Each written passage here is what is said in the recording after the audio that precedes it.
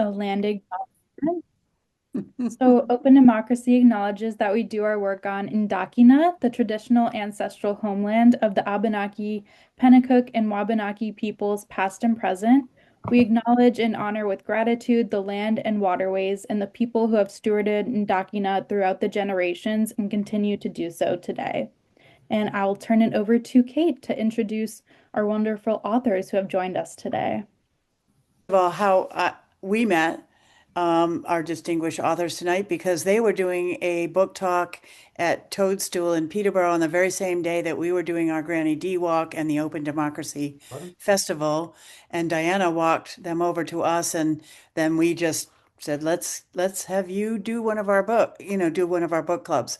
And it led to other things, the showing of Tomboys, which they show, and that features Granny D, and we rented out the local movie theater, and the fact that Dr. Shabazz and Tom Weiner will be the keynote speakers for a local event on Monday for Martin Luther King Day.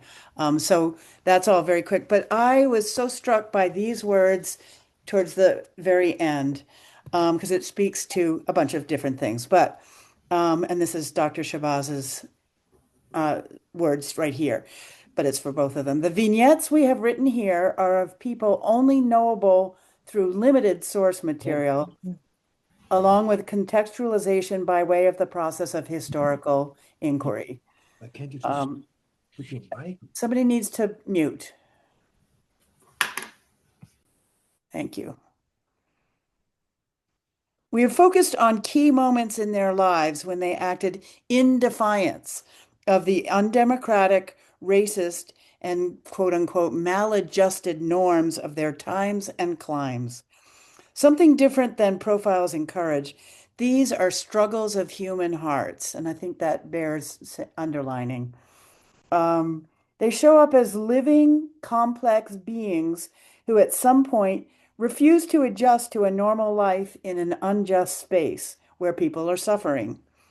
We have tried to bring before you humans we did not know personally in ways where they become personal to us, symbols of the possibility of radical empathy, of defiance. So in defiance, I think that's a good place to begin. So what is, so Tom and Dr. Shabazz, hopefully you will be able to show stuff. Tom, you want to unmute? Very quickly, let's see what happens. Let me get my slides up one sec. Well, I want to start out by telling you how come we came up with this title, because it's not entirely original. And as we know, there are a lot of things happening in defiance in our country right now. But our book was written before this latest administration, causing many of us to defy what's happening and want to defy even more. But the original impetus to call the book In Defiance comes from a man named Bryan Stevenson, because Bryan Stevenson was interviewed in a book called Learning from the Germans, Race and the Memory of Evil. And he said some things that I was very moved by and led to the title. And that was, the book was written by Susan Nyman, Learning from the Germans. And he said, "You should be proud of those Southerners in Mississippi and Louisiana and Alabama who argued in the 1850s that slavery was wrong. There were white Southerners in the 1920s who tried to stop lynchings, and you don't know their names. The fact that we don't know their names says everything we need to know." And then he went on, and here's where the title comes from. "We can actually claim a heritage then rooted in courage and defiance of what is easy and preferring what is right. We can make that the norm we want to celebrate as our Southern, and I would say national history and heritage and culture. And we know that is under attack right now." But that was the inspiration for the title In Defiance. The other inspiration came for me, and Dr. Shabazz will tell you his momentarily, came for me from a visit I made to the River Road African History Museum, African American History Museum in Donaldson, Louisiana, when my son was at Tulane. And during that visit to see him, we went on a plantation tour, and they did not mention slavery. And I was aghast, drove away, and saw a sign saying African American History Museum. And I made my turn off the road, went to a barn where you had to walk through slave quarters that had been turned into bed and breakfasts. All very upsetting. And Kathy Hambrook, the museum director, greeted me and proceeded to tell me that she had taken all the plantation tours and none of them made mention of enslavement. This is in the 1990s. I have to hope it's changed. But she said she went up the banks of the Mississippi in the parish she lived and had a vision of her ancestors, Black women, of course, coming down the Mississippi on a barge, yelling out, "Don't let them forget us." And she made a museum as a result. And on the wall in the museum, when you walk in, it says, and this is my inspiration, the African proverb, "Until the lion tells the tale, tales of the hunt will glorify the hunter." And this book is the lion and the lioness's tale. Okay, Dr. Shabazz, I'm going to try to get to share the screen while you talk about what motivated you with this project. Oh, freedom. Oh, freedom. Oh, freedom over me. And before I be a slave, I'll be buried in a grave and go home to my Lord and be free. Thank you all, Open Democracy Book Club. Tom and I call this effort to share this book around the country, around the world, the Underground Railroad Book Tour. And we're so happy to pull up virtually to your book club and share with you a little bit about this book, and especially on this day of the occasion of the birth of Reverend Dr. Martin Luther King Jr. I have to tell you that the work of this book is all about our times and the times we're living in, and trying to hold on and stimulate the engagement with our history in a way that is meaningful, in a way that bears so much, draws so much inspiration from Dr. King himself. He was a very learned man. He was a very well-read, a scholar of history as much as of theology and so on, and philosophy. I think he would, if with us here in this moment, I think Dr. King would really want us all to be thinking about service, about action, about how we can really engage in making this world the beloved community that he talked about. One of the first chapter of this book, and one that Tom and I both it really resonated with us, comes from the work of Ta-Nehisi Coates, the writer Ta-Nehisi Coates. He was brought the life of this woman, Belinda. We say Belinda X because that is how she was able to make her mark as to her name on the petition she made, asking for reparations, asking for a little bit of the wealth of her owner, her slave owner, that had allied with the King of England, rather than throwing themselves into the struggle of the colonists to create this democracy. That instead he didn't want democracy, he wanted to stay with the monarchy. And so he had to leave. He got up out of Massachusetts. He was very, very wealthy, but he left behind his enslaved property, as it were, which included this woman named Belinda. And he left behind property in Medford. It's now a historical museum. You can go to the house, and includes the slave quarters there in Medford. Um, and there is a website, and they have come a long way. They've come along now to really work to interpret Belinda and the lives of the enslaved, the people who were enslaved by Isaac Royal. Okay. But we don't, but we started this chapter out, how humbling it is to write about a person when you do not even know the name she was given at birth. All we know is that around 1725, this African girl was 12 years old. She was ripped from her home and her family, her people, and her continent by men she later remembered as having faces like the moon.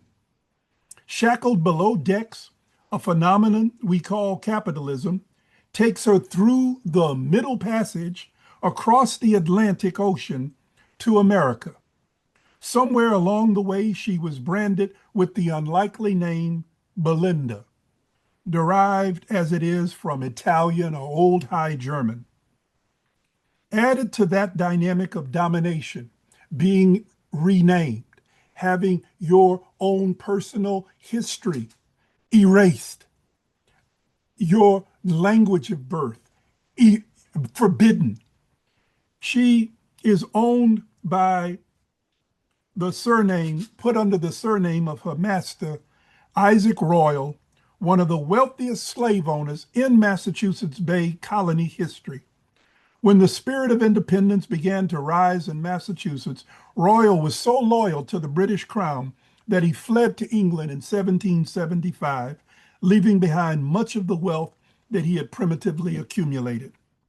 Belinda and the other 11 enslaved Africans he left behind were manumitted. They were freed immediately, but with nothing, with nothing.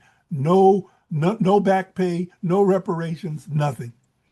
So Belinda was such a motivating story. Uh, Many of us have been working for reparations. We don't think that it's too late. We don't think that it's something to just, forgotten, to be forgotten about. We think there continues to be a real debt that is owed. And so places, municipalities, states like California, New York, New Jersey have all created reparations commissions. Local municipalities like Northampton and Amherst and Evanston, Illinois, and many others have all created municipal commissions to study reparations. We think there ought to be a reparations commission activated in New Hampshire, and to look at the harm, to look at the history, to look at the story, and to make reparations proposals for New Hampshire. So this is part of how we are motivated in this work, acting in defiance. And I just would remind you that this business of the name of Belinda, some people think, oh well, you should just forget about that. But I don't. I was born under a name Eric, Frank. Frank was my father's surname, out of Louisiana. And going back into slavery, I have the genealogy. We know how I'm one of these, what they call foundational Black Americans or American descendant of slavery. I can trace right back and know where it all began. I've been on the ground there in Louisiana at places where my ancestors were enslaved. However, that name didn't resonate with me. The name of of some past slave master back there. And the Eric was a character in a movie when my mother was pregnant with me. The female lead was Audrey Hepburn, and the male love person in the story, the name was Eric, and she just thought that just a wonderful name and put that name on me. Well, it meant nothing to me, and I'm Amilcar Shabazz and have been so for more than 40 years now. So, I think of like this woman, Sojourner Truth, who did the same thing, who said, no, I will not live under the name of my past under slavery. Anybody here remember that name? What the name she was branded with as an enslaved person when she was taken out of Africa?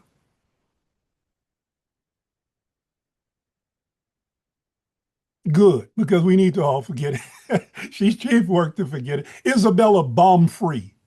Isabella Baumfree. And she just threw that off. She says, no, this has nothing to do with me, and I'm Sojourner Truth.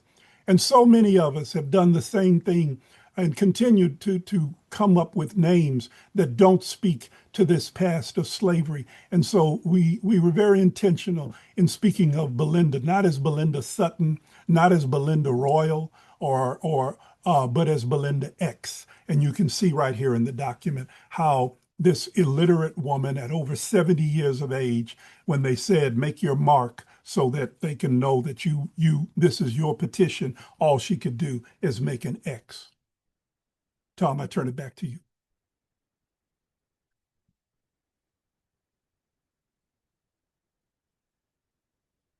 I think Tom is going to move now to speak on Benjamin Lay. We have 20 vignettes here. 10 are African Americans, 10 are European Americans. And here you go. You're there, Tom. Unmute, Tom.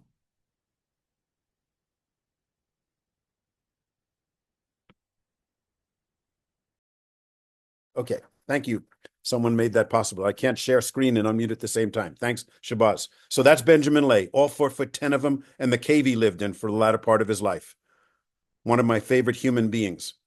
I believe he started the movement towards guerrilla theater in 1738. He's a Quaker, and ran afoul of the Quakers before the incident I'm going to describe, because he was a radical Quaker saying, speak truth about what you're doing. Quakers were still enslaving people. So he went into a Quaker meeting dressed in a big coat like that one, underneath which he had a sword, a Bible. Inside the Bible was a pig's bladder, and inside the pig's bladder was pokeberry juice, a whole lot of pokeberry juice. And at a certain moment in the service, he stood up, opened up his coat, took the sword, thrust it into the Bible, and spewed the pokeberry juice all at the parishioners who he was trying to convey his sentiments to, and said, and we have his words. I know there was no microphone, but someone wrote this down, must have been immediately. Oh, all you Negro masters who are contentedly holding your fellow creatures in a state of slavery during life, well knowing the cruel sufferings those innocent captives undergo, especially you who profess to do unto all men as ye would they should do unto you. You might as well throw off the plain coat as I do. And that's when he ripped it off. The pokeberry juice spilled all over. And he said, it would be as justifiable in the sight of the Almighty, who beholds and respects all nations and colors of men with an equal regard, if you should thrust a sword through their hearts as I do through this. And the pokeberry juice spilled all over, and the fellow Quakers were being chastised and criticized for not opposing enslavement. He was without any boundaries into what he was willing to do to fight for enslaved people, as were in different ways all the other 19, including obviously Belinda with her petition that got her reparations in 1783. Well, Benjamin kept going. At one point, he stood in front of a Quaker meeting in the winter, barefoot in the snow. As people entered, he would say, you are causing the suffering that I am undergoing right now. Example of my suffering. He also kidnapped a white child in Philadelphia, where he was based, to show the enslaving family who had a black young woman enslaved in their household what that might feel like to have your child stolen from you. They were so grateful that they found their son that they didn't press charges, but he wouldn't have cared. And many of the people in the book withstood incredible amounts of conflict with the law. Delia Webster was arrested so many times that I analogized her to a woman in our community named Frances Crowe, who was an activist starting in the 50s and lived to over 100 and was arrested innumerable times. She was asked, as I compared it to Delia, how many times have you been arrested? And her response was, not enough. And Benjamin Lay's response would have been, I did not do enough, because there was no boundary, no limit to what he was willing to do. And the chapter about him ends this way.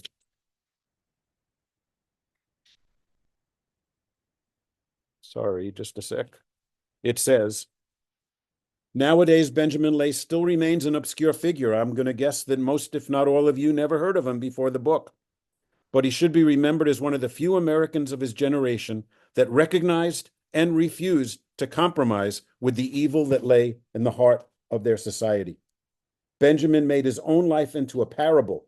He knew that people would tell stories of the apparently crazy things he did, and here I am telling one. And he knew that through this, the moral lesson he was teaching would spread. And while he preached a love for all mankind, he recognized that there was no contradiction between that and refusing to compromise with those who drew their wealth from human suffering. He was, in many ways, a man ahead of his time, 1730s. But in many other ways, he was exactly the man his time needed, and the world today would be a worse place if he had not been in it. For that, we should be grateful. And there was finally a tribute paid this past summer. Someone wrote a play entitled Benjamin Lay, shown in Philadelphia. I had hoped we'd be selling books next door. It didn't work out, but I was so pleased that he received some of the acknowledgement he so richly deserves. And that's him, from a painting that was made that hung in a lot of people's houses back then because of the inspiration that he provided, which we're hoping you're provided with to be in defiance in these times. As our dedication says, we dedicate the book to those who went before, to those who defiantly and courageously sought freedom, justice, and equality, and to those, like we hope you are, who continue to do so, because never in my entire life has the urgency been more profound. So I'm not sure where we are with time right now. Whether you want us to keep going, we can go for the entire. Go ahead and one more story, and then we can take questions. Shabazz, take it away, my friend. So what we'd really have attempted to do in these stories in this book is to show history, just as the beautiful opening was made, personalize it. But I really hope that, and we tell our readers, this is not about making anyone feel guilty.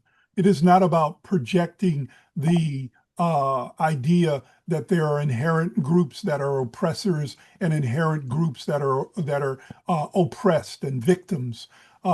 This is a story of people out of ordinary conditions of the world, doing extraordinary things to try and live the way they felt they had a right to live. And so we push back against this current trend or move that has been going on, and especially intensified in the wake of the so-called wokeness that occurred after the death of George Floyd. But so as of 2025, middle of 2025, over 20 states have enacted laws or policies restricting so-called divisive concepts, such as those related to race, gender, or history in K-12 schools and higher education, at museums, at public parks, at cultural heritage institutions, and and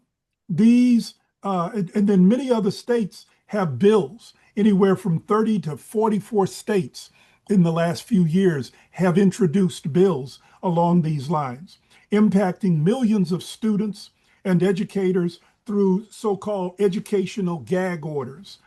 These laws ban discussions making students feel discomfort or guilt based on race or sex, prohibit teaching tenets, which I say not really teaching tenets, but teaching people's misinterpretations of critical race theory, which began as a theory in law schools by legal scholars. And they have, this is also tied in with efforts to abolish or limit diversity, equity, and inclusion initiatives.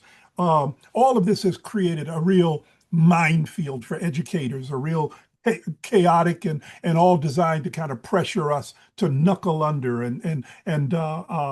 uh, the your state of New Hampshire passed one of these divisive concepts bills, and as we understand, there's pushback going on now. I think this is something that ought to be supported and ought to be seen through to overturn what was passed previously passed. So for us, then that's what we would want to put on the table in the spirit of this Martin Luther King birthday and holiday weekend coming up. I just would note one of the things in the last few days that happened is by executive order that the national parks were open free to the public on the 11 federal holidays. Well, now two of those days it's no longer free, and that's the Martin Luther King holiday on Monday and the Juneteenth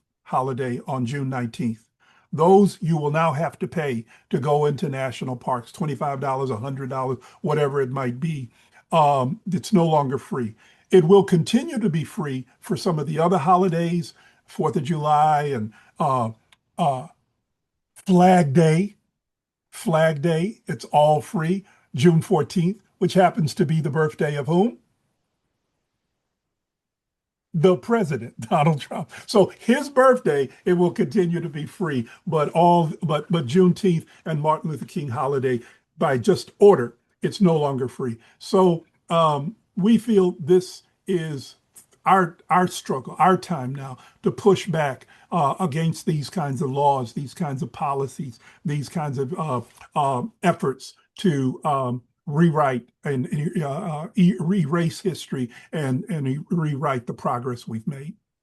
Great. So we're going to open it up to questions. You can put it into the chat or go ahead and raise your hand and we'll call on you for a question.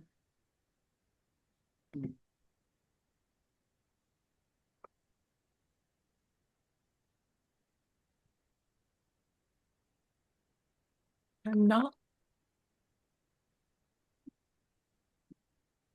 I have a question.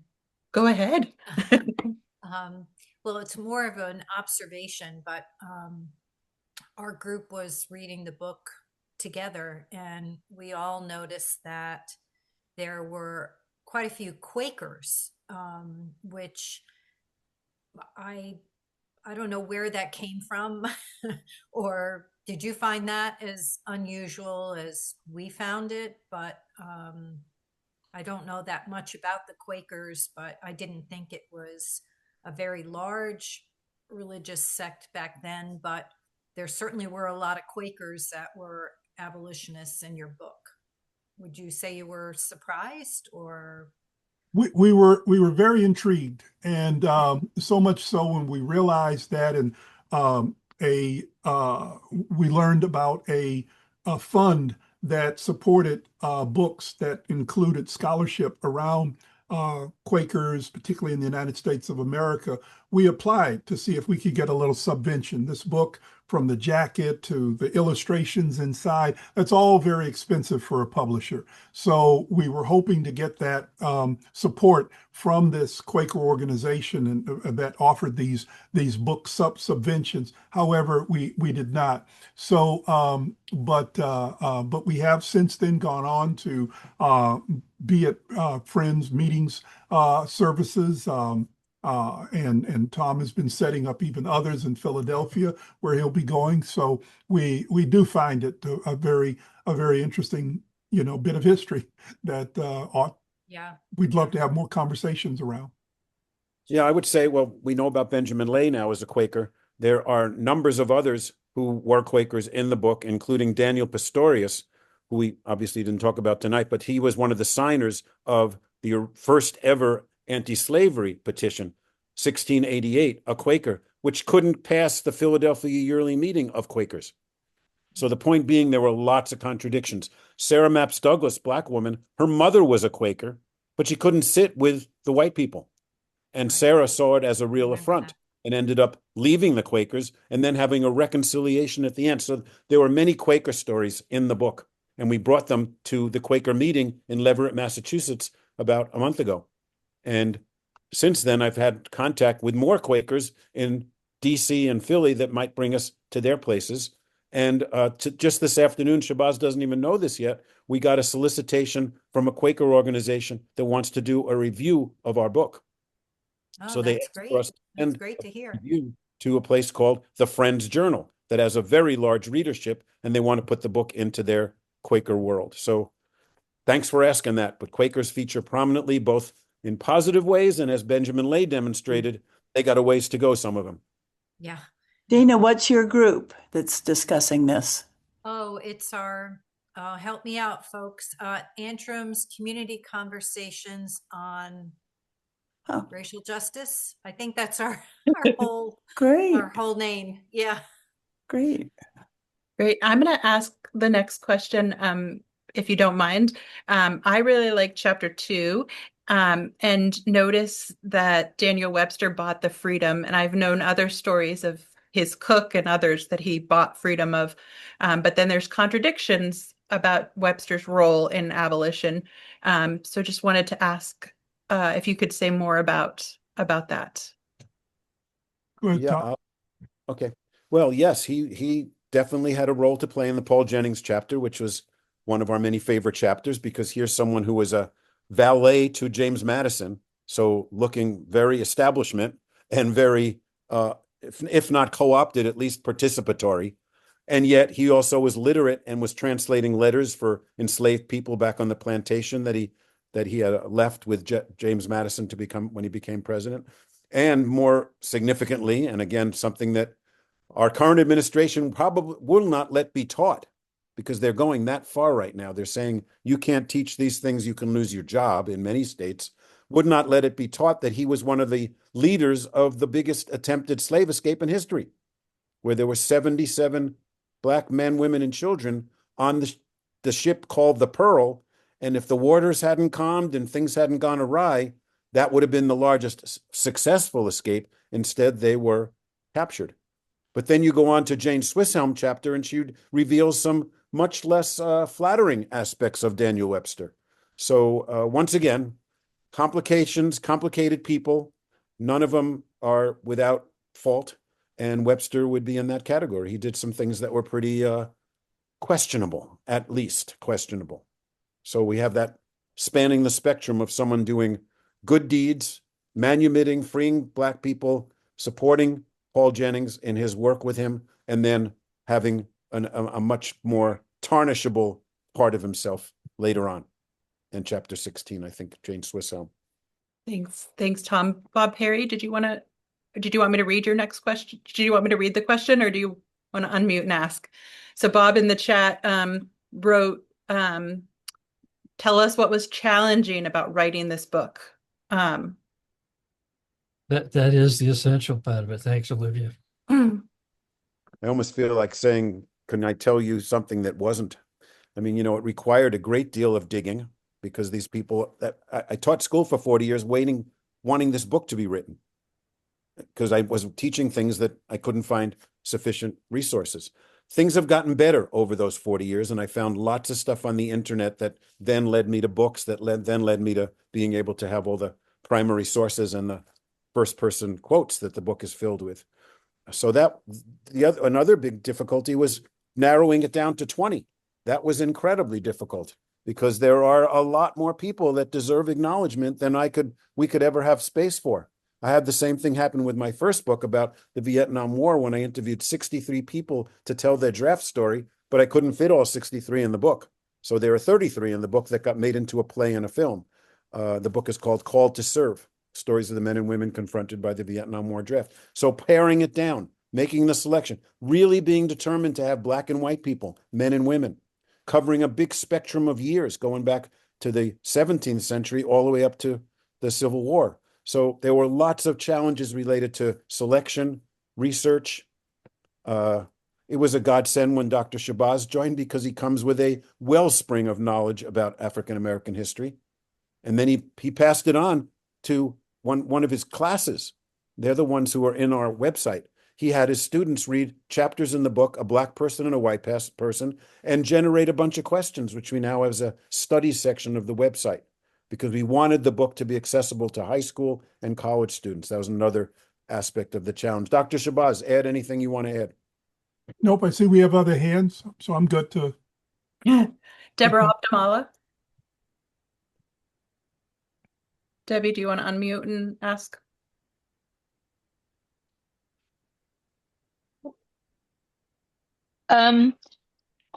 This brings me to my question of making your fantastic book accessible to students who are middle school.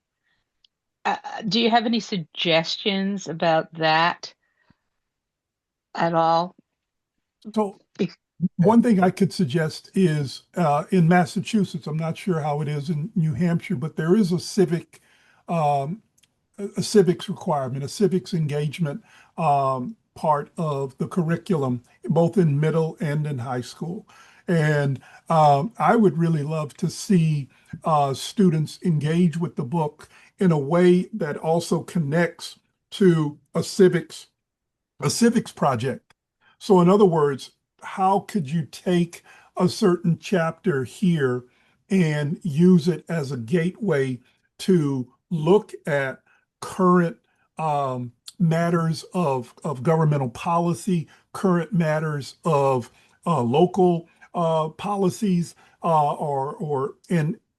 and come up with, and debate it back and forth from one side to or the other. So, for example, this bill that has been reintroduced into New Hampshire because the court struck down the first divisive or banned concepts law that was passed in 2021. It got struck down in 2024. Now the Republican Party, it happens to be, is reviving efforts to reintroduce this bill and trying to get support. Well, perhaps read a couple of chapters from the book and use it as a basis to explore how does that relate to the issues being presented in this legislation, and would it, and if it reflects a ban, what would fall under a ban concept in this new version of the legislation. How do we advocate around that to get people to engage around this, and let their lawmakers know how they feel about such a law being passed? That hey, I get it. We all want to have some impact over the curriculum that our young people are being taught, K to 12 and on into college. I work in that area. I've worked in every grade level. I've taught at every grade level, and at the university for a long time. We very much care about the curriculum. That's what we've worked hard in my field of African American studies to do, is to bring content that wasn't there for the longest time. So, I get it that we, curriculum matters, but what is the right curriculum? Show me the curriculum. Show me where in this text, in these chapters of the book, that we're putting white people down, or we're saying Black people are just inherent victims, and victims of some of the cruelty of white people. That's not what we're trying to deal with here. We're showing people who are engaged with issues in their time and fighting around those issues through through the various ways that that are available to us in a democratic society. Speaking out, okay, putting resources behind what it is you want to see happen in the world.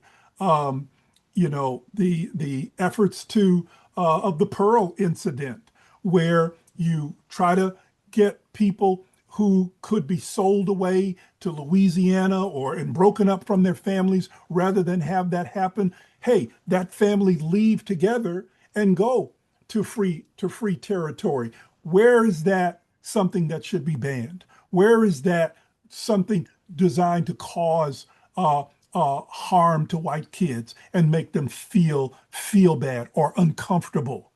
Okay, if that's the problem. So I would say one way is, how can the book be used in the classroom to facilitate discussions around civic current topics before the government, in the public square, that people can discuss and debate.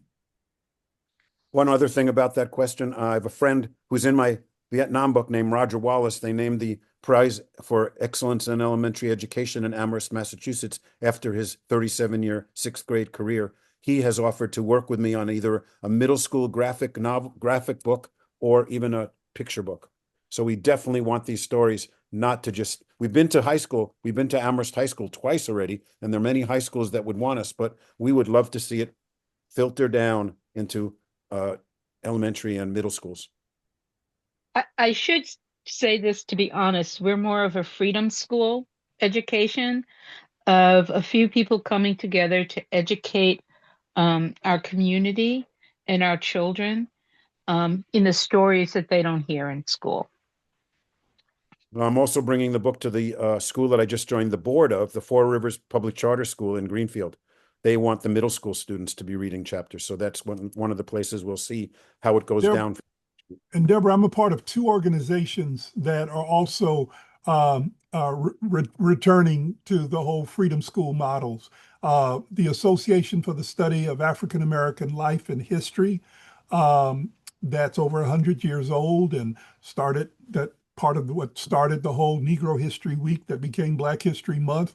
We're building freedom schools around. We got about 11 right now around the country. And my organization, the National Council for Black Studies, we are also developing freedom schools that just get out there on Saturdays, get out there after school, get out there in the community in the summer months with curriculum, with lesson plans. There's a beautiful sister in Tulsa, Oklahoma, that's just been, getting a lot of support in the community. People want to take these stories, these kinds of texts like what we've written and others, and use them as a basis to activate the civic consciousness of our children coming up.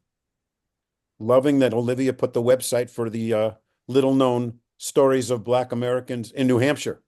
So that's a resource for you all, and that I'm really happy to see. It looks beautiful. We have now in Northampton, we have a website all about enslaved people in Northampton. There's an incredible one in Boston that my friend Peter Snowd, who wrote the play of my first book, helped create. So nobody's letting the current administration's limitations prevent them from continuing to be in defiance.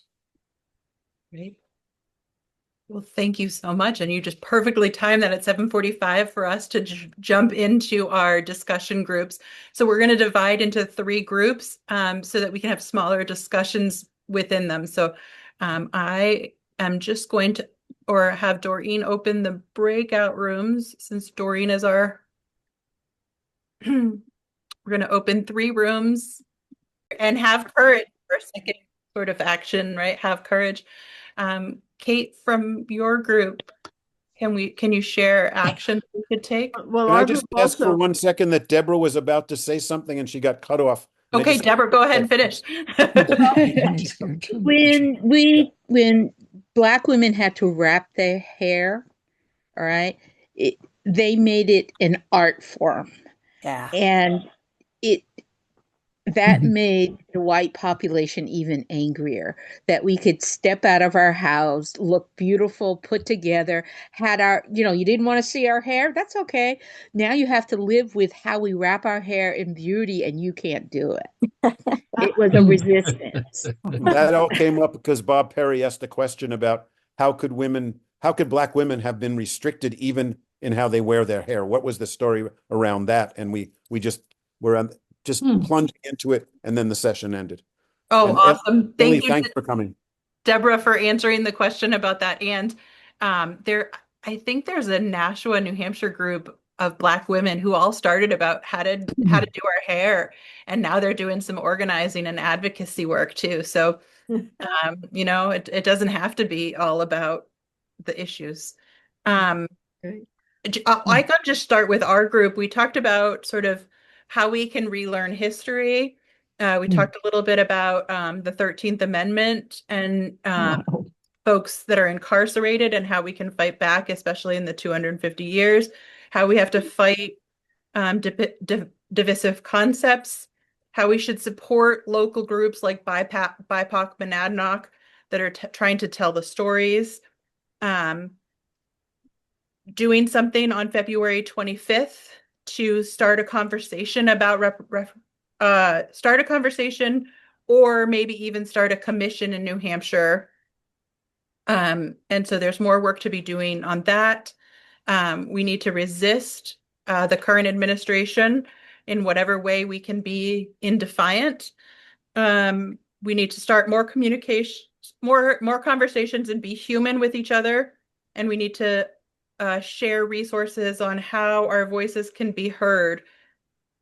We talked a little bit about resisting book bans too, and reading other things. There were other resources like slavery by other means, slavery by other means, or of other books we should read. Right, that Luke. I think that I covered our group, but anyone else in my group can add things that we talked about. No, you did great. Okay, I covered all of our ideas for actions. We'll turn it over to the other group for ideas for actions. So we did it a little differently, I would say, and I compared. Kaylee's just nodding, so maybe she'll. We had the privilege of three people from the Antrim conversations on race. Four people, three Zoom tiles. And so I said, like, the slow food movement, those guys read the book they meet for their book discussions once a month. And it's by Zoom, and it's a fairly small number. So they took more than like 3 months to read this book in a small group. And as I say, slow food, deeper, richer discussions individually. So they did 5. So it must have taken you 4 months, not 3, because you said you did 5 at a time. My math is wrong. So that was one thing that was really interesting, to sort of live with these people a little longer and talk with each other about it. And then the other thing they do, and Linda, you introduced this, so maybe just jump in on this.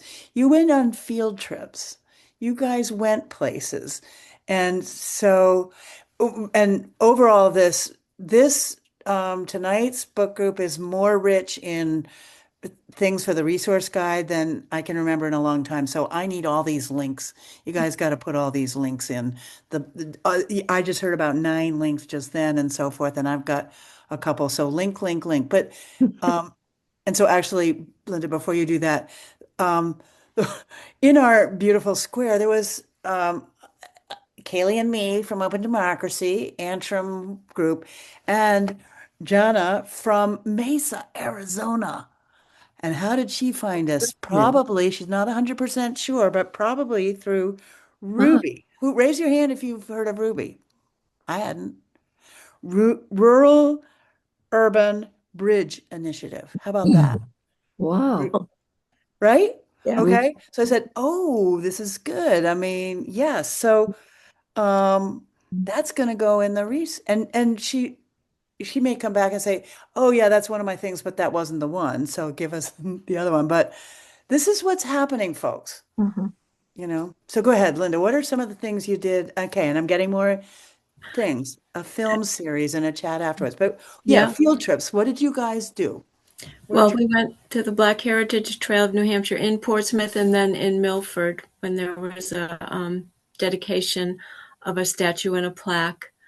We went to a powwow at the Kearsarge Indian Museum because we've also branched out a little bit to Native Native people stories. I'm blanking. One thing we did quite a while back, because our struggle living in Antrim is, well, what can we really do? What action can we take? We did connect with the elementary school, and one of our members Right. worked with the librarian on creating a list of titles to branch out the diversity in the library. And then I just thought of a silly pun. I'm not beating my own drum, but my husband and I learned how to restring djembe drums. In the Antrim Elementary School, they do a wonderful thing. Every Friday, they have a school meeting. All the grades come together, and they are always drummed in by these djembe drums. And it's a way we come together, Beautiful. in community. And we also fundraised and bought them drums. That's right. I Right. forgot about that. We did indeed. So that's all that comes to mind right now. But we're always kind of reaching out, Our trying film to. series was a little bit of a flop in some It was. respects because it wound up just being us. I think We had a couple. we maybe 4 or 5 people. Yeah, other Other people. other outside our group. Yeah. that What did came you with show? different films. Oh yeah. All I can think of Dakota 38. Right. The white supremacist one, that was a documentary. I can't Yeah. remember the title of it. Healing from Hate was that Healing one. from Hate. Yeah. The story it's a true story of In Charlotte, North Carolina, I think it was, of the opening of the schools in Charlotte, North Carolina to integration. the one where a member of the Ku Klux Klan became friends with a woman Yeah, of she color. was head of the PTA. Yeah. So even if you thought it was a flop, I'm sure it wasn't. And also if it's a good movie that somebody else might get a different crowd to, again, if you give us these film links, We can share them. you Yeah. just never know. Yeah. You just never know. Even if how- people didn't want to come and watch the film and talk with us, it Yeah. was posted in the library announcement, and we tried to put up flyers about them. So even if people just decided, well, I'm going to just watch this in the comfort of my own home, Right. we thought, well, maybe that was good enough. Even if they didn't want to come join us, at least we got the word out that these are good films to watch and very thought-provoking films to watch. But we won't ever know. That's why I say we don't know whether it was No, successful or not. those all seem awesome actions. Dr. Short, I saw a hand go up. Yeah, well, I'm just thinking, besides you, Olivia and Dana, the next person with the darkest hair in the Zoom is Kaylee. Any thoughts to share with the rest of us, Kaylee? I'll bring up something that our group talked about. I think, Linda, you brought this up, and we talked a little bit about this. Chapter 16 with Jane Swisshelm. We talked about how she did a lot for women's rights, and in spite of all the pro-abolitionist work she did do, she actually was quite racist toward Native Americans. We talked about the question, does that mean we take down her plaque? Do we not honor her? And then I think, Kate, you read the quote about having a more complete history of anything that goes on around us and just honoring that. Yeah. Actually, Linda read that, and I just quoted, it said that contextually it was an Ojibwe member saying he did want people to know about basically her racist things. And yeah, I'll read what Linda read, which is good. The more history that people know, the more accurate it is. I'm not saying we need to rewrite history or change history. We just need to have a more complete history of everything that goes around it. We can't deny any of the things that she did. She was great. She was an abolitionist. She moved women's rights to points where people never even thought of before. She was actually hated in her time for the progressive thoughts that she had. So we can't deny any of that. Dot, dot, dot. But we also can't deny that she was a racist. It's like, okay, we got it all. It's all in there. So that was the ending quoted by our authors of somebody being asked, like, well, don't you want to take her plaque away because she was racist against your people? And he's saying, no, that's not where we're going. And that was So, a very intentional reason to put her in the book. yeah. We could have done that. We could have taken her out and said, she is not entitled. She had a very, very, very serious blind spot.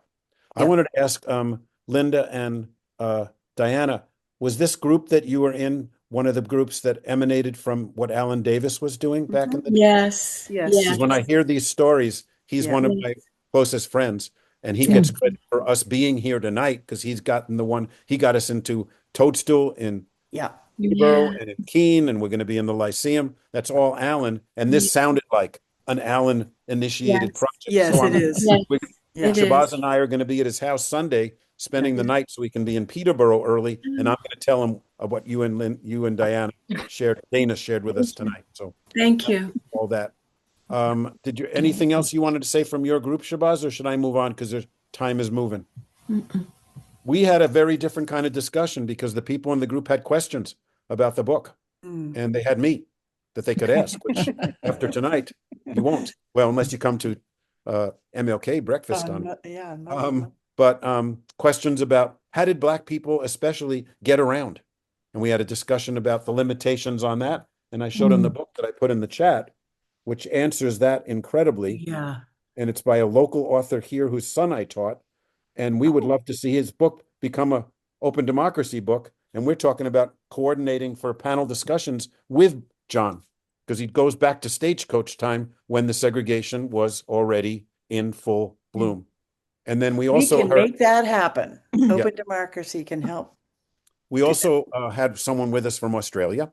So you're not just a national club, Sally from Australia. And Deborah enriched our session immeasurably, talking about the ways in which she learned Black history at the feet of her grandmother, what that meant to her. And I don't know, Deborah, if you want to share anything else with the group, I was deeply moved by your openness and your willingness to share with us what it was like to be you.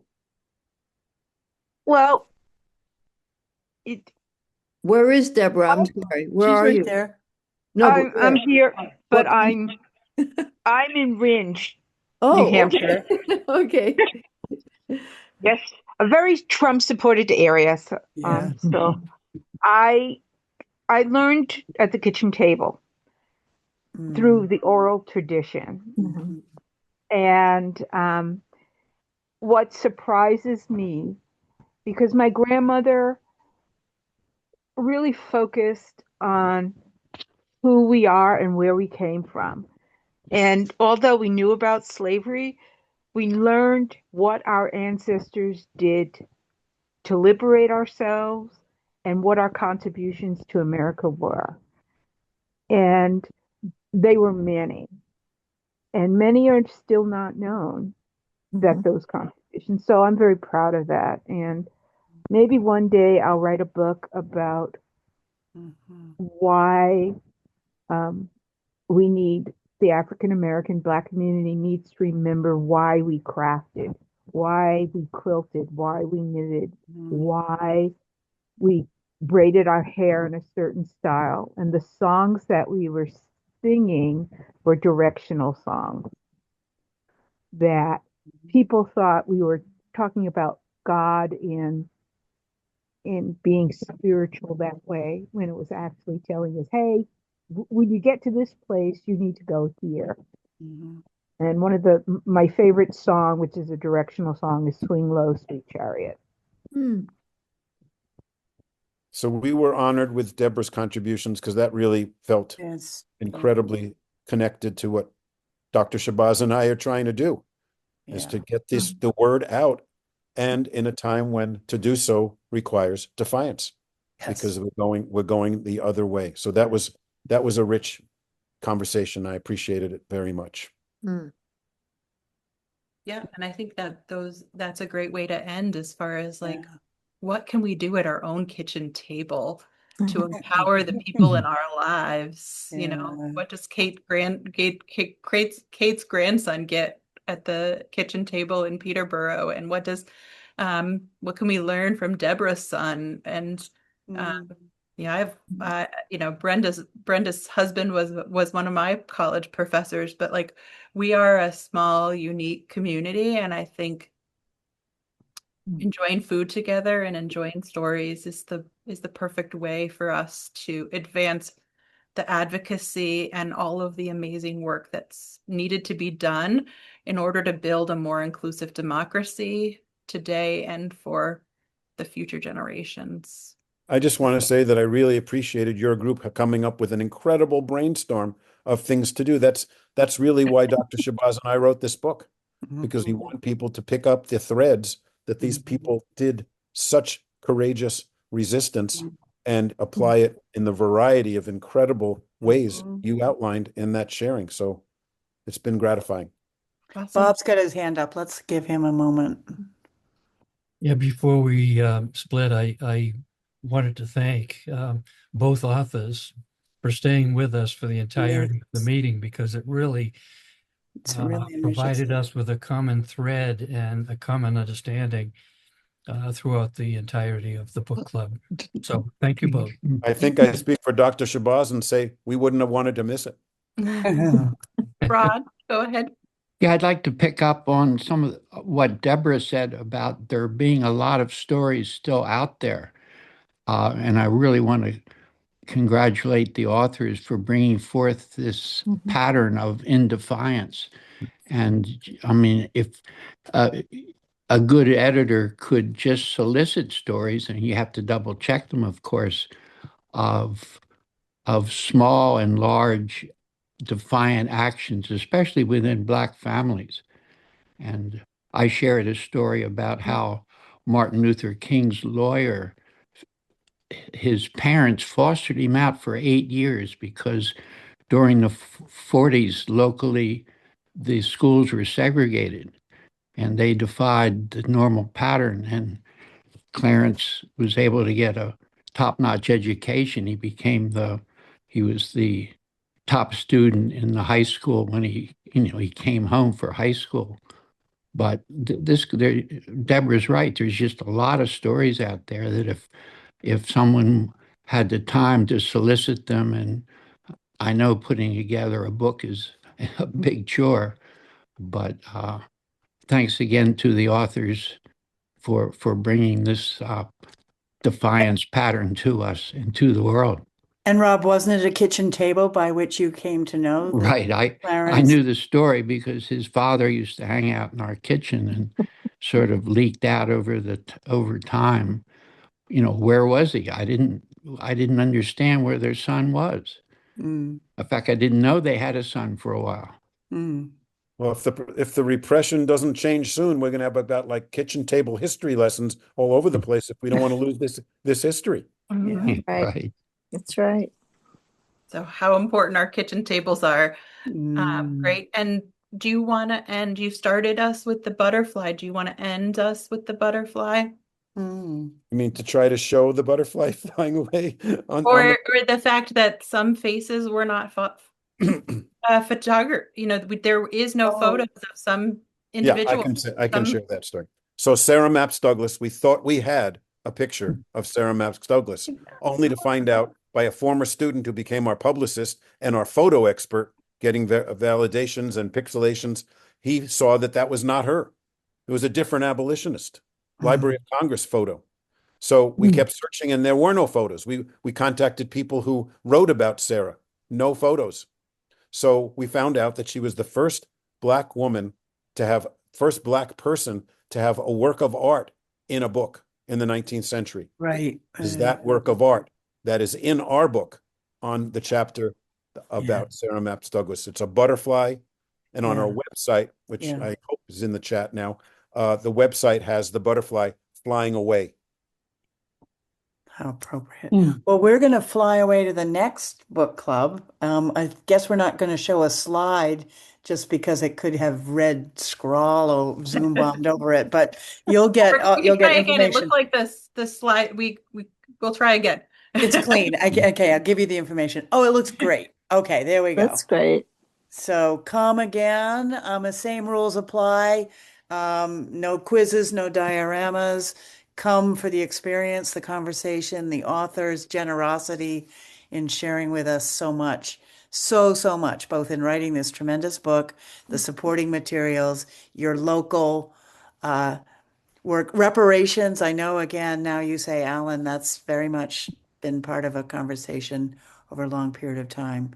So, am I the last one Yep, to The speak? Hard Work of Hope is our next book, April 21st at 7:00. Thank you, and go out there and keep keeping on. Thank you all for having us. Thank you all And so see you much. at MLK Day.